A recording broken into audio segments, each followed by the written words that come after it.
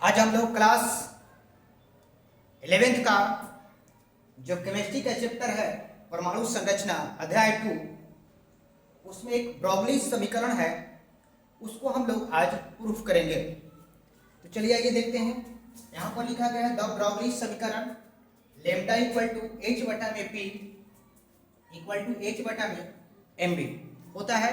इसको आज हम लोग प्रूफ करेंगे। तो चलिए आइए देखते हैं इसको। सबसे पहले यहां से लिखेंगे हम लोग वी नो दैट। क्या वी नो दैट? हम जानते हैं कि आपको पढ़ाए हैं कि प्लांक का क्वांटम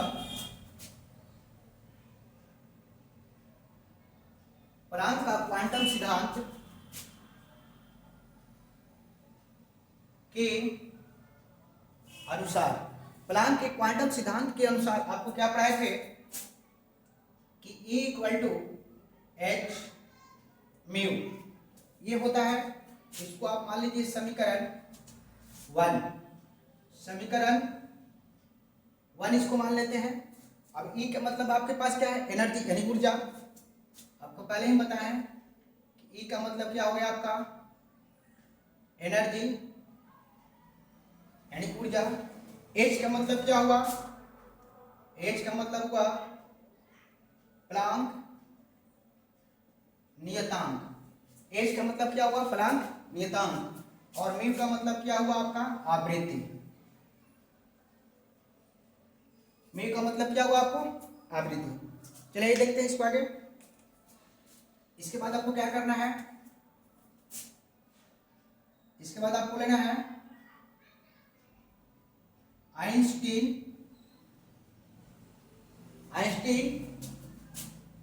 की द्रव्यमान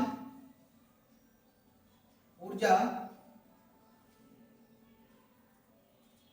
समीकरण से, यह समीकरण के अनुसार।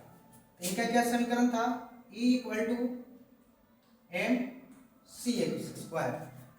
एम का मतलब हो गया आपका मास। एम का मतलब क्या हो जाएगा आपका? मास यानी द्रव्यमान। E का मतलब एनर्जी। C का मतलब होगा प्रकाश की चाल। प्रकाश की चाल या प्रकाश की वेग भी हो सकता है, ठीक ना। आपको इसकी जरूरत पड़ेगी। सी की जगह पर हम लोग भी लिखेंगे, क्योंकि सी की जगह पर आप यहाँ जिस जो ये बात हो रहा है इसमें कण की बात हो रही है, क्योंकि हम लोग को कण आगे लिखना है। तो सी की जगह पर हम भी मानेंगे। तो चलिए आगे देखते हैं इसको। आगे आएगा उचित। इसको कर दीजिए समीकरण 2।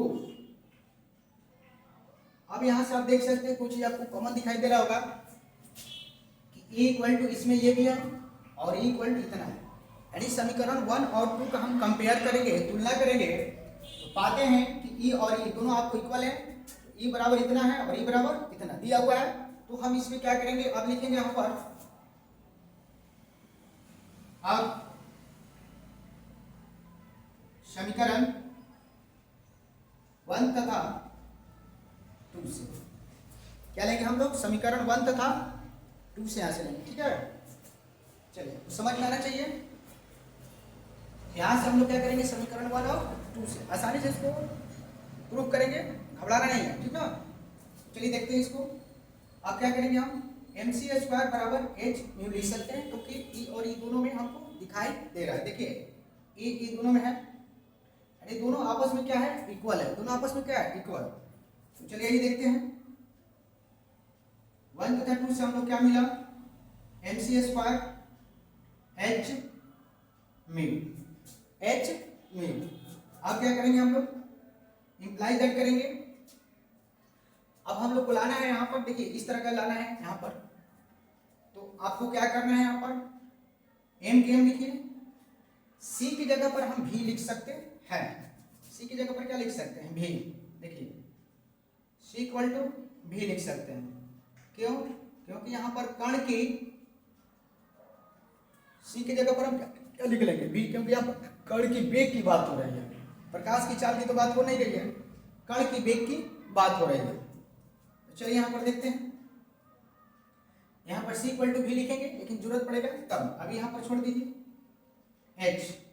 और म्यू जो होता है आपको इसमें म्यू आप देख लीजिए कि म्यू क्या होता है।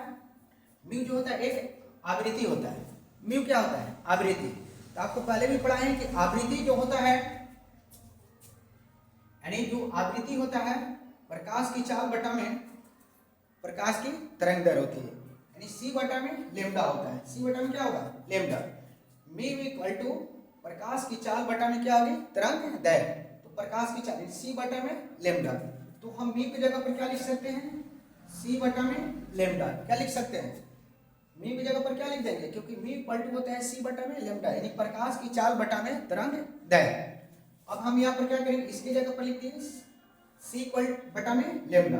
अब क्या करेंगे? हम यहाँ पर सी स्क्वायर दिया है और यहाँ पर सी है, तो हम दोनों तरफ यदि सेम अंक रहता है, चाहे चर हो चाहे अचर, तो आप इक्वल के दोनों तरफ रहता है तो घटा सकते हैं।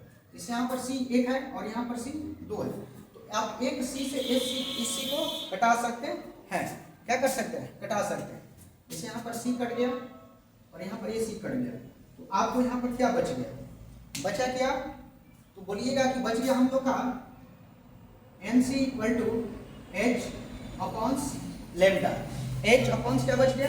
लेमडा। अब यहाँ पर देखिए, अब लेमडा जो है आपको अपॉन्स में है यानी हर में है, तो आपको सिंपल कैलकुलेशन पता है मैथ में, जो हर में रहता है उसको हम लोग हटाने के लिए क्या करते हैं? इक्वल की तरफ मल्टीप्लाई कर लेते हैं, अर्थात गुना कर लेते हैं। इसको हम इधर क्या करेंगे? गुना कर लेंगे। इसमें जैसे हम गुना करते हैं तो आएगा आपका आएगा lambda M C equal to H. Lambda M C equal to H. अब यहाँ से आगे बढ़ते हैं। अब आप देखिए यहाँ से अब क्या करना है हमको? लेमडा इक्वल टू लाना है। तो आपको पता है कि जो इंटू में रहता है और जिसको निकालना होता है उसमें के बाकी जो आपको चर या अचर राशि रहते हैं वह हर में चले जाते हैं। कहाँ चले जाते हैं? हर अर्थात नीचे। तो हमको लेमडा निकालना है। किसको निकालना है? देखिए यहाँ पर लेमडा को लेमडा लाना है। तो लेमडा इक्वल टू क्या करेंगे? H upon M C. H upon क्या करेंगे? M C. अब यहाँ से थोड़ा ध्यान दीजिए। अब आपको क्या करना है? एच इधर हम बना देते हैं, एच के एच लिख देते हैं, लेमडा एच एम के एम लिख देते हैं। और आप सी की जगह पर क्या लिख सकते हैं? सी की जगह पर देखिए यहाँ पर सी की जगह पर हम भी लिख सकते हैं, क्योंकि सी बराबर प्रकाश की चाल जो होगी यानी उसकी वेग की जो बात होगी वो कण की वेग की बात हो रही है, यानी भी की बात हो रही है। तो सी की जगह पर हम क्या लिख देंगे? देखिए सी इक्वल टू क्या लिख सकते हैं? भी। सी इक्वल टू भी। सी इक्वल टू भी। अब क्या करेंगे? एच। अब आप पढ़ा है आपको एक फॉर्मूला, हम क्या पढ़ा है? देखिए यहाँ पर क्योंकि पी यानी संवेग बराबर होता है द्रव्यमान इंटू वेग। द्रव्यमान इंटू वेग। तो एम भी यानी मास और वेग किसके बराबर होगा? तो संवेग के बराबर। यहाँ पर हम पी लिख सकते हैं।